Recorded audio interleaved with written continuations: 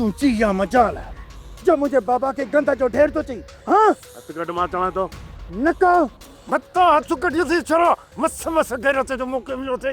हाँ इहो यार बाबा हाँ फाड़ियो ही। अरे छरा मुझे हिकड़ी गाल गौर सां ॿुध। इहो जेको शेर अलाई मुराद खान आहे न, ये पहिरें नंबर जा डड्डा आहिनि डड्डा।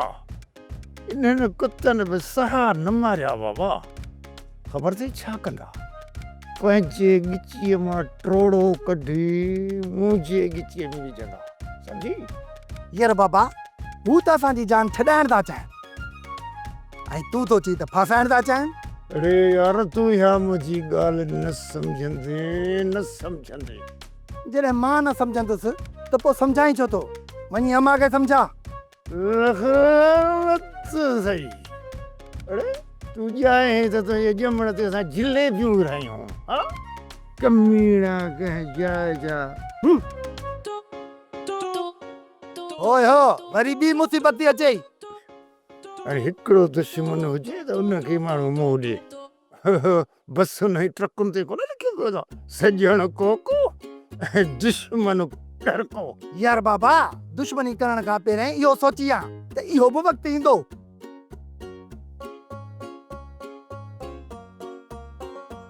रोंडा तुंहिंजे पाप जो घड़ो हाणे भरजी चुको आहे।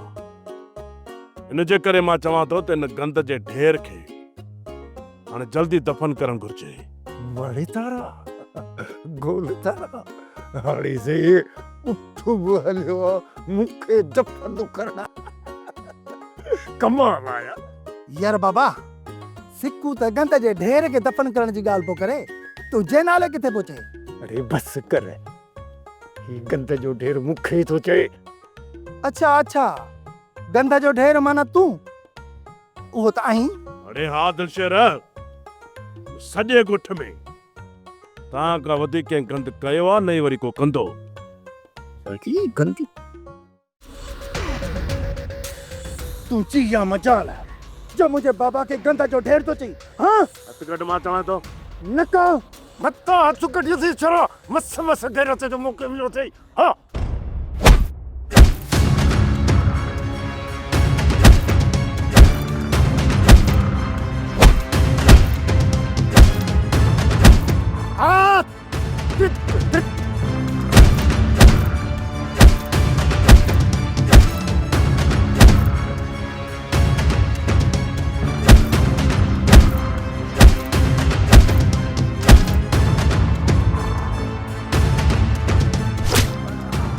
मरियो छोरो न भागवा पर न पर जो मुझा था कहने के बता लगा। अरे दिल ते चवे थी तो तोखे हिते चीरे फाड़े छॾिया, पर मां तव्हां वांगुरु ज़ालिम इंसान आहियां। ओसी ताईं चुप रहंदुसि जेसीं ताईं रईस चाकर खान वटि फ़ैसिलो थी वठे ऐं मुंहिंजे भाउ जा कातिल ज़ाहिर थियनि। पोइ यादि रखजांइ तव्हां ॿिन्ही पीउ पुटनि खे हिकिड़ी क़बर में दफ़न कंदुसि।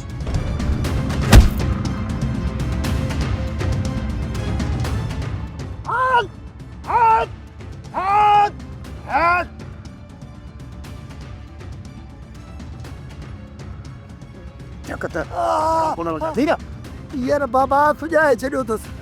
खेरा खेरा जेड़े जो कम आहे राति हेठि तेल जी टाकूर कराए थो।